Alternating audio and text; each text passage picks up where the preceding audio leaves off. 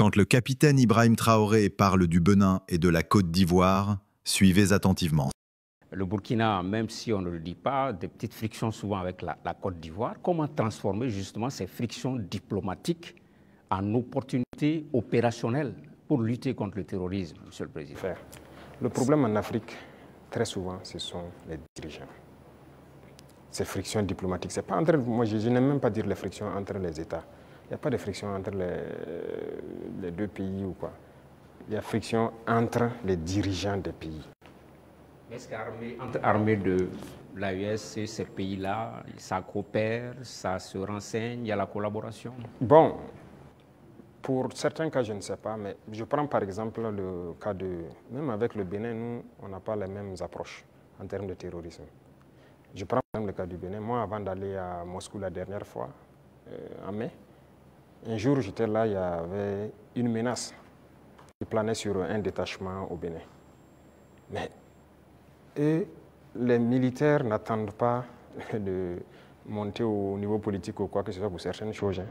Ils ont contacté nos forces à l'Est, qui ont confirmé en tout cas la menace. Ils ont demandé si on pouvait faire quelque chose. Moi, j'étais encore là, c'était un samedi, je me souviens. J'ai ordonné à nos appareils d'aller survoler et voir ce qui se passe, parce qu'ils ont intercepté les communications de regroupement. Effectivement, les drones sont arrivés à la frontière, ils ont vu que les terroristes se regroupaient pas loin de leur base. On a frappé. Et on a avorté l'attaque. Ce n'est pas une fois, ce n'est pas deux fois. Vous voyez, les forces coopèrent. C'est ça l'esprit militaire. Un bon militaire, la menace d'abord, il y a une menace commune. Mais maintenant, c'est souvent au niveau, comme je l'ai dit, au niveau des dirigeants, beaucoup n'ont pas compris. Ils sont là dans des guerres inutiles. Mais le plus important, la menace est commune. Si quelqu'un croit qu'il peut se soustraire de la menace, il se trompe. Donc on coopère. Les militaires coopèrent. Vous avez dû voir, par exemple, nous et les dirigeants ivoiriens, il ne faut pas se mentir, ça ne va pas. Mais vous avez dû voir nos militaires, très souvent même, qui se retrouvent, qui s'assoient ensemble à la frontière, qui causent. Voilà, ça fait partie. C'est l'occasion de parler des 6 éléments du DARA. Où est-ce qu'on en est? On a entendu les autorités lors d'une conférence de presse, ils en ont parlé. Au niveau du Burkina Faso, comment est-ce que ça se passe? Qu'est-ce qu'ils ont dit? Ils ont franchi la frontière, ils ont été interpellés. Ils sont là. D'accord. Chaque fois que quelqu'un franchit la frontière, il rentre, mène des actions. Si ce sont des civils, généralement, ceux qui rentrent, qui posent des questions, qui font des enquêtes, ça c'est de l'espionnage en fait. Donc c'est logique qu'on les arrête et qu'on les entende. C'est comme avant ça, il y avait des gendarmes qui avaient franchi en armes. C'est arrivé 2 fois, il y avait 6 et 2 entre-temps. On les avait arrêtés, on les avait amenés jusqu'à Ouagadougou avec les armes, on les a auditionnés. Mais un jour, le ministre de la Défense m'a dit que son homologue l'a appelé et plaidé si on peut les libérer. J'ai vu les services de renseignement et j'ai dit, bon, écoutez, s'ils ne sont pas rentrés avec une mauvaise intention et tout, fraternité d'armes et tout ça, il faut les libérer. Le même jour, ils ont été libérés.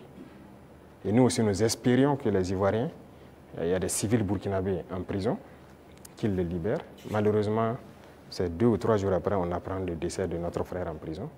Et les autres qui sont en prison sont toujours en prison. Et même ce sont des civils, des commerçants. Écoutez, ça, c'est pas de la bonne collaboration. Donc, pour les 6 éléments, on attend. On n'a rien reçu d'abord comme approche ou quoi que ce soit.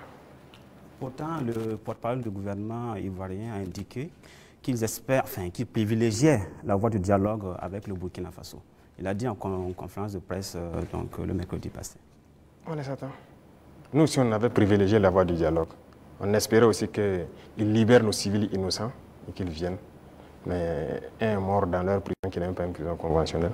Donc, écoutez, chacun assume ses actes. Et nous, on n'a pas l'art de mentir.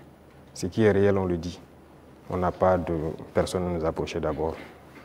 Donc la situation est telle qu'elle. Ouais, voilà.